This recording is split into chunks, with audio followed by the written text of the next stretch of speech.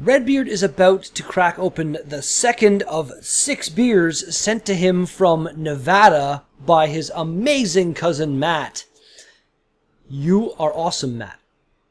What be going down, people of the world? Redbeard here, coming at you from his couch. Welcome back to another Daily Drink vlog for the beer and the glass of the today.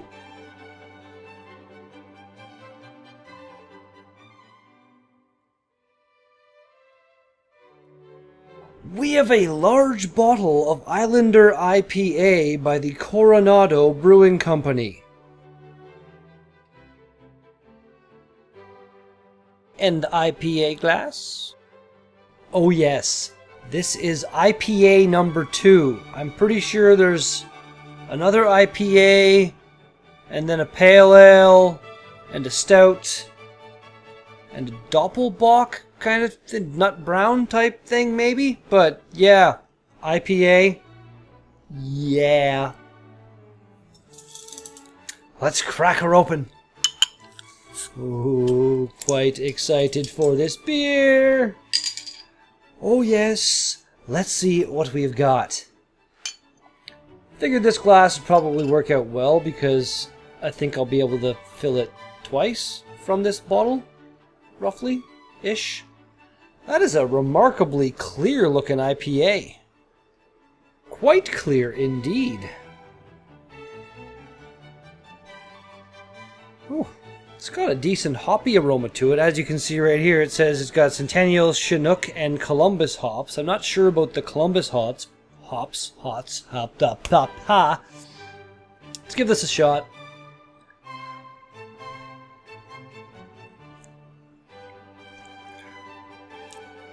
Ooh. That's nice. Really good, potent, hoppy kick off the start. And then it just kind of fades away. A little tiny bit of maltiness on the back end, but mostly just the hops. This is a pretty damn good IPA. Thank you so much, Matt. Like, completely blew my mind that you sent me beer from Nevada. Holy shit. Let's do this. Cheers, everybody. And of course, a great big fat, massive, humongous, giant cheers to you, Matthew, for sending this beer my way. You are awesome.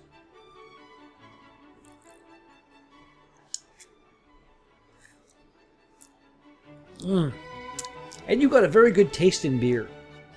Because you told me in your message that you were sending me some of your favorites.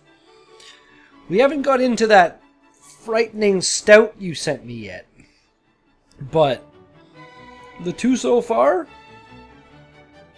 since this is a rather large beer and we've got a fair ways to go, I'm going to kind of pepper in the daily facts. Why not? So just read them all at once. To start, on this date in 1906, U.S. President Theodore Roosevelt proclaimed Devil's Tower in Wyoming as the nation's first national monument. National monument.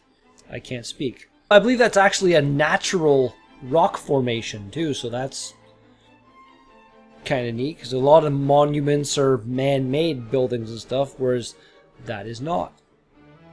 Interesting.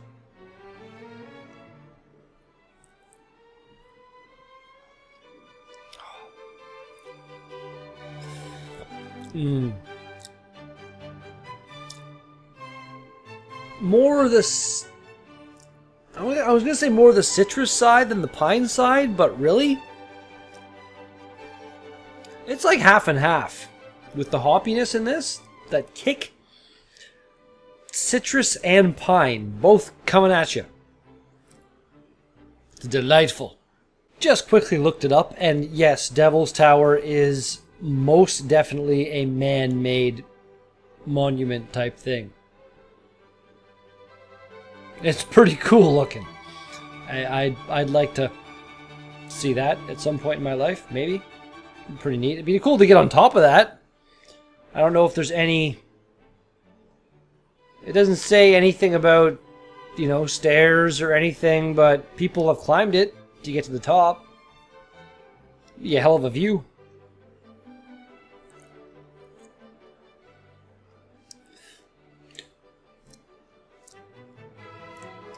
Definitely going to be another one of those beers that makes me kind of sad by the end. Because just like that icky IPA that you sent me, Matt. And just like some of the beers that, like, say, Granville Island Brewing sent me and Driftwood sent me from not halfway, but from the other side of the damn country. Pointing the wrong way this time. They were that way. But, yeah, I don't know if I'll ever try this beer again.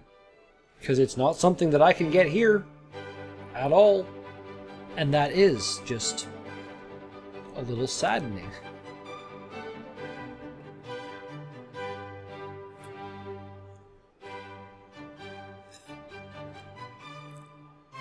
Because if this beer was available to purchase on a regular basis here in North Bay, I'd drink it often enough. Next fact. On this date in 1948, the Honda Motor Company was founded. I would have thought they were older than that. Only 1948? Like, they weren't even around during the Second World War and stuff? That's quite surprising, considering how just renowned Honda vehicles are for their reliability and build quality and stuff. You'd think that the company would have been around for a long time to establish that, but no. That's damn impressive. Here's to you, Honda.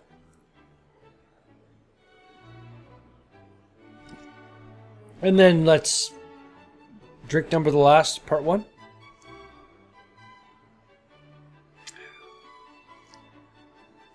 That's a really good IPA. Let's see what we've got. Part 2. Oh, look at that. And see, that worked out pretty well, too. I figured this would fill this glass about 2 times, and it did. This time we'll leave that there for a second, and we'll get into this.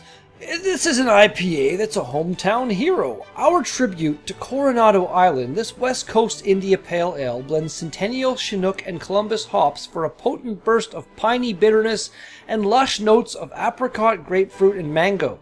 I didn't particularly pick out the apricot, grapefruit, and mango, but I totally called like the half and half on the piney and the fruitiness.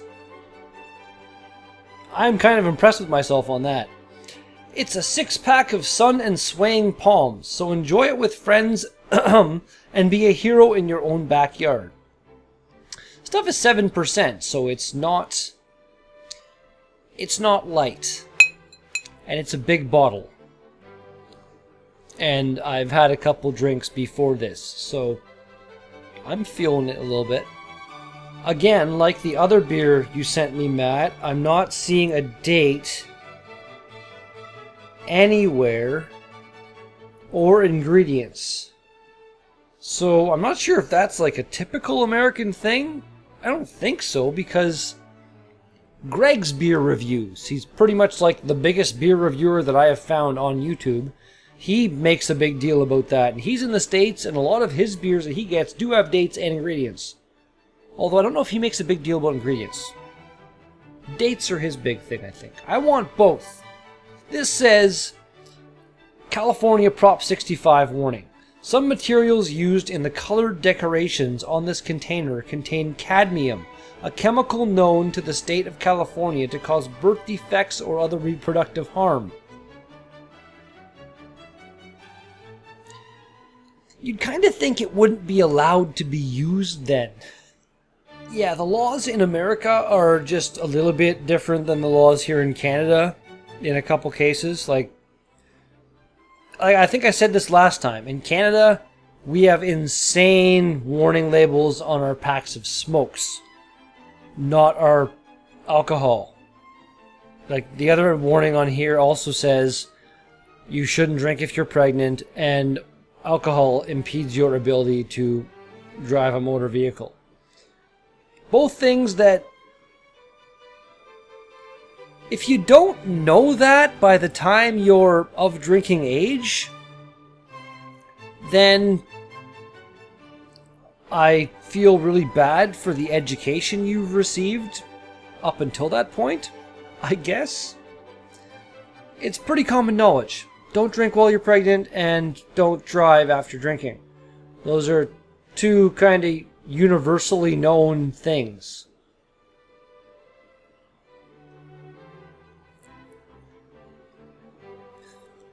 Here anyway. God damn, that's a good beer. Oh. It's just got that great hoppy kick. And then the way it just... Cat hair. Damn you. The lingering flavors. They're really, really nice. It's a very, very kind of almost like refreshing strong beer, which are two things that don't often go together as far as I've found. This is almost an exception to that rule. 1960, this day in the past, the USS Enterprise, it's what they called the world's first nuclear-powered aircraft carrier, it was launched. And I like how it's the USS Enterprise, so like it kind of does work very well, because that's how they name their ships. But NASA naming their first shuttle Enterprise wins in that contest, because an aircraft carrier is not going to like fly up into space and explore new worlds and stuff. The Enterprise space shuttle, even though it did not ever leave really, you know, meaty, like there's low Earth orbit and then there's more, so it didn't really go that far. It never did a moon mission or anything, because that was even before that, but it's actually kind of sad when you think about it. They went to the moon a bunch of times. It was like 10 times or something they went to the goddamn moon. And then they just stopped. And nothing, no one's gone to the moon in a long, long time. Like, why? Why aren't there some kind of colony type thing? There's no atmosphere on the moon. So if they were to set up some kind of like crazy, insane, make the whole moon the power generator for the Earth or something. You know, like solar panels all over or something, and then I don't know how you'd transmit it back to Earth, but I'm not the engineer scientist type. I'm sure it could be done. And yeah, no more fossil fuels, no more people say nuclear power. I always say nuclear. It's nuclear. It's terrible. Nuclear power is the safest, cleanest energy source we have. That's what people say. And to them I say, seriously? Chernobyl? The Fukushima, I believe is how it's pronounced, reactor thing? Like there's nuclear, almost did it again. Bad. Stop. Nuclear power is safe and somewhat clean when it's going well. But if it fucks up, it's horrifying. Whereas your hydroelectric dam or your wind power or your solar power, if one of them goes wrong, solar power goes wrong. It just shuts down. Nothing's going to happen. Wind power, one of those big huge turbines, a blade could break off or something and fall down and possibly kill someone. Like someone. You know? Wave power. Tidal power. I can't even think of how anyone would get hurt by that failing. But yeah, nuclear power, when that fails, it's really bad. Again, I am not a scientist or engineer or anything like that.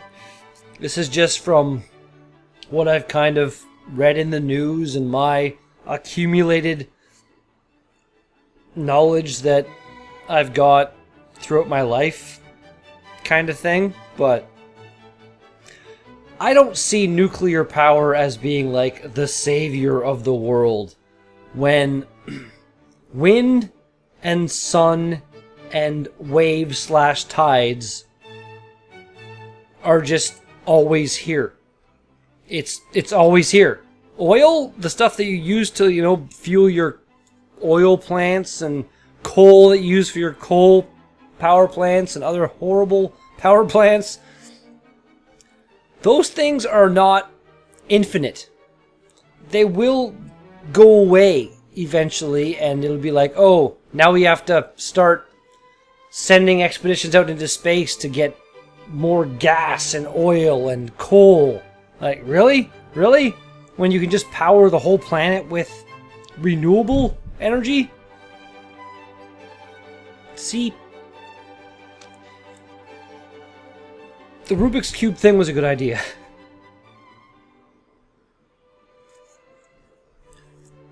I feel much safer now. Like, it can be hit. I can get, like, see that? See that? That was a decent shot. It moved around, but it did not instantly want to fall like it would have with meh. Again, I am in no way at all saying anything negative towards my amazing mother. Like, it's not her fault that I utilized that thing in a kind of stupid way. She originally gave me that so that I could use it to display the empty cans behind me on the couch. Not to have it sitting here holding up a bottle or something else that's going to move around. It actually slides like a lot. Look at that. It's like breakdancing. Woo! But yeah, with like when it's like that, I get enough of a notice. It's not just one tap, gone. So yeah. Rubik's Cube coasters, they're going to stick around for a little bit.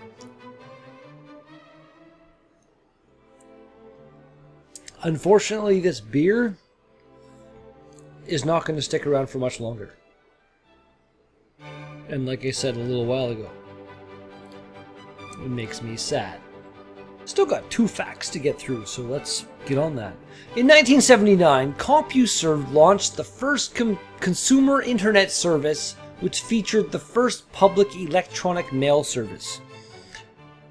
I didn't get my first taste of internet until I was maybe 13, 14 years old, and even that was horrifyingly slow. I can't even imagine what internet in 1979 would have been like as far as speed.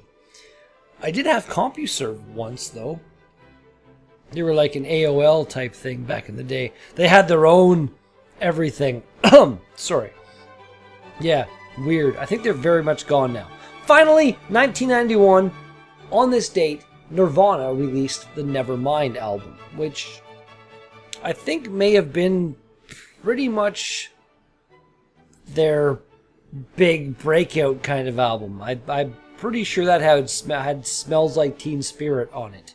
And that was probably like their biggest hit ever. And I don't know, in honor of that or something, because it's a good song. I'm not a huge fan of Nirvana, but why not? Kurt Cobain, you know, you're a cool guy. You're kind of stupid that you killed yourself. Like, oh, it's too much fame, I can't handle it, I better end my life? Really? I don't know. Sorry if I just offended any Nirvana fans out there that are also fans of me. Chances are your being a Nirvana fan will override your being a fan of me and you'll go away, so sorry. But yeah, drink number the last.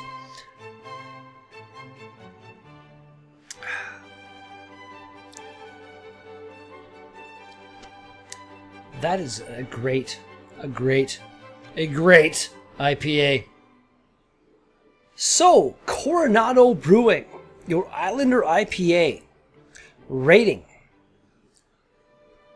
No ingredients, no dates. Only things I can really fault you for